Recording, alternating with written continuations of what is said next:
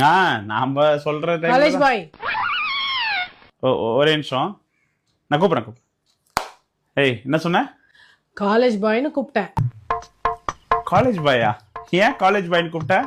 இல்ல, நீ தாடி ஷேவ் பண்ணதுக்கு அப்புறம் கமெண்ட்ல எல்லாருமே என்ன காலேஜ் பாய்னு கூப்பிடுறாங்களே, அதான் கூப்பிட்டேன். காலேஜ் ஸ்டூடெண்ட் மாதிரி தான் இருக்குல்ல?